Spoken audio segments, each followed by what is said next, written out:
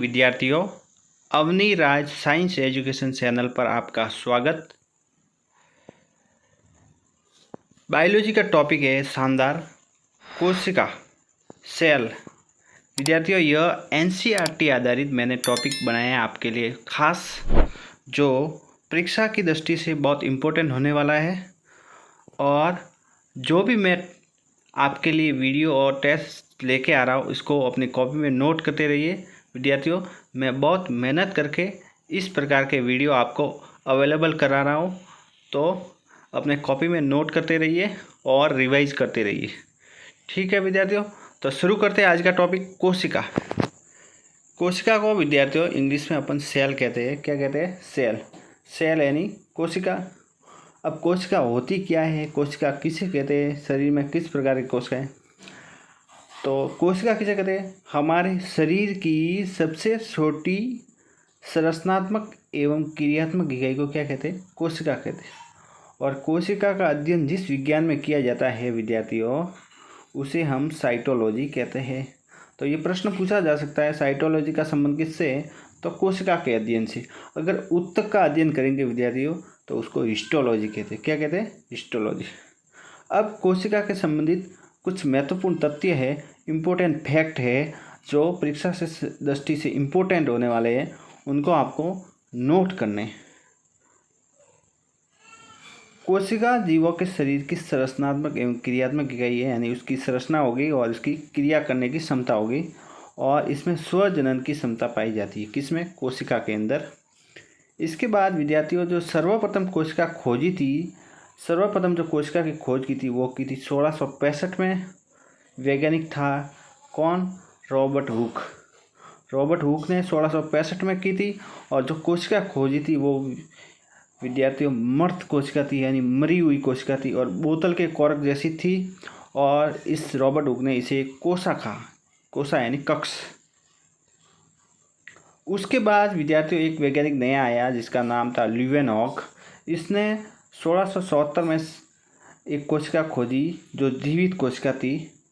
और इस प्रकार मर्त कोशिका की खोज रॉबर्ट हुक ने की और जीवित कोशिका की खोज ल्यूवेनहॉक ने की 1677 में। उसके बाद इस ल्यूवेनहॉक ने शुक्राणु और जीवाणु दोनों की खोज भी की थी। इसके बाद जो कोशिका के आधार पर जीव है वो दो प्रकार के हैं, एक कोशिकीय जीव, बहुकोशिकीय जीव। जिन कोशिकाओं से शरीर, मतलब जिन जीवों का शरीर एक कोशिका से मिला होता है उसे एक कोशिकीय कहते हैं, और जिन जीवों का शरीर एक या एक से अधिक कोशिकाओं से मिलकर बना होता है उसे बहुकोशिकीय कहते हैं। अब एक कोशिका के उदाहरण इंपॉर्टेंट है विद्यार्थियों, अमीबा है और पैरामीशियम है और यूग्लिना है, ये सब इसी में आते हैं विद्यार्थियों। इसको याद करना है क्योंकि एक कोशिकीय ज़्यादातर पूछ लेते हैं। बहुकोशिकीय जिसमें बहुत सारी कोशिकाओं से शरीर बनता है, जैसे मानव शरीर है, पादप है, जंतु है, गाय भैंस बकरी। ठीक है। इसके बाद विद्यार्थियों एक कोशिका सिद्धांत आता है। दो वैज्ञानिक थे, एक जंतु वैज्ञानिक और एक पादप वैज्ञानिक। 1839 में एक जंतु वैज्ञानिक जिसका नाम स्वान और पादप वैज्ञानिक मैथियन स्लीडन ने प्रतिपादित किया। अब इस सिद्धांत में क्या कहा उन्होंने, दोनों ने, कि प्रत्येक जीव अनेक कोशिकाओं से मिलकर बना है, यानी प्रत्येक जीव कोशिकाओं से मिलकर बना होता है, और नई कोशिका बनती है, नई कोशिकाएं पूर्ववर्ती कोशिकाओं से बनती है। जो अपनी नई कोशिका है वो पहले से बनी हुई कोशिकाओं से निर्मित होती है। दूसरी, कोशिका आनुवंशिक इकाई होती है। कोशिका हमारे शरीर के आनुवंशिक इकाई, क्योंकि कोशिका के अंदर एक केंद्रक होता है और केंद्रक में आनुवंशिक पदार्थ पाया जाता है, और आनुवंशिक पदार्थ होता है डीएनए या आरएनए। उसके बाद इस कोशिका सिद्धांत के कुछ अपवाद है जो दिए हैं। वायरस में कोशिकीय संरचना नहीं पाई जाती, इसलिए ये कोशिका सिद्धांत के विपरीत है, यानी अपवाद कहलाएगा। उसी प्रकार नीलहरी शैवाल में केंद्र के सिर और केंद्र झिल्ली नहीं होती विद्यार्थियों, इसलिए ये भी कोशिका सिद्धांत का अपवाद कहलाएगा।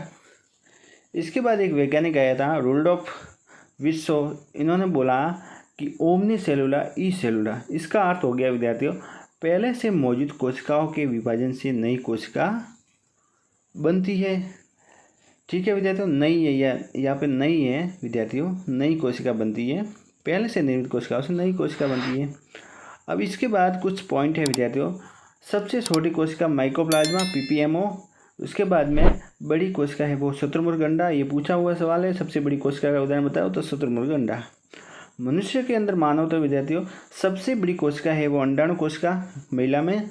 उसके बाद सबसे छोटी कोशिका होती है वो है शुक्राणु कोशिका जो पुरुष में होती है। और सबसे लंबी कोशिका वो है वो तंत्रिका कोशिका, जिसे हम क्या कहते हैं, न्यूरॉन्स कहते हैं। इसके बाद केंद्रक के आधार पर जो जीव है वो दो प्रकार के हैं विद्यार्थियों।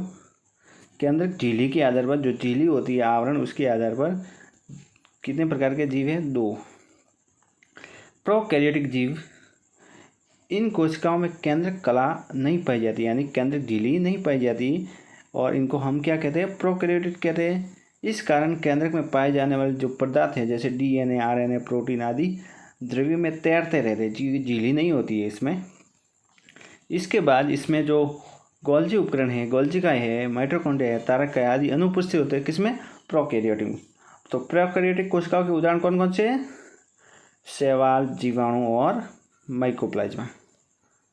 इसके बाद यूकैरियोटिक, इसमें इसका उल्टा होगा विद्यार्थियों, यानी इसमें कोशिका झिल्ली पाई जाती है, कोशिका झिल्ली पाई जाती है और केंद्रक भी होता है, और ये उच्च कोटि के जीव और जंतुओं में होता है।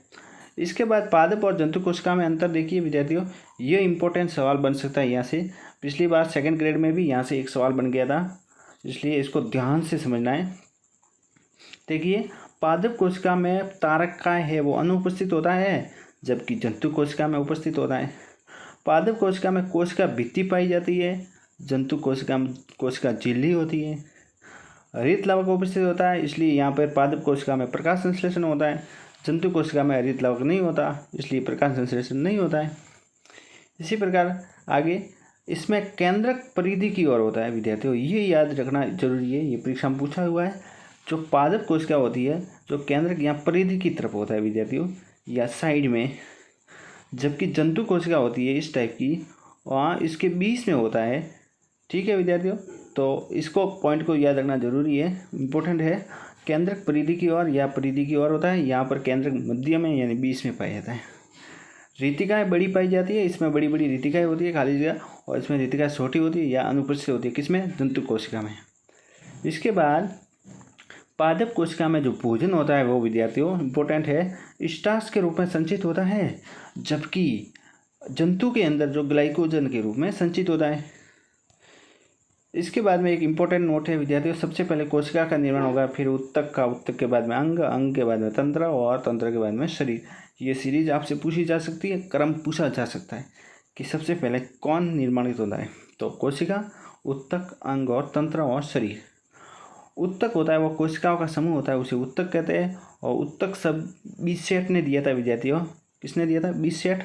और उत्तक अभी मैंने आगे ही स्टार्ट किया तब बताया था, उत्तकों के विज्ञान होती है उसको हिस्टोलॉजी कहते हैं, हिस्टोलॉजी। ठीक है विद्यार्थियों, तो आज हमने कोशिका के बारे में सामान्य जानकारी प्राप्त कर ली, कोशिका होती क्या है, कोशिका सिद्धांत क्या होता है, और कोशिका की खोज किसने की। इस प्रकार यह आज का टॉपिक था। यह क्लास आपको अच्छी लगी है तो चैनल को सब्सक्राइब करें, बेल आइकन को ऑन करें, और विद्यार्थियों यह निःशुल्क शिक्षा है, इसको ज़्यादा से ज़्यादा शेयर करें अपने मित्रों को, ताकि इनको भी लाभ मिल सके। जय हिंद, जय भारत।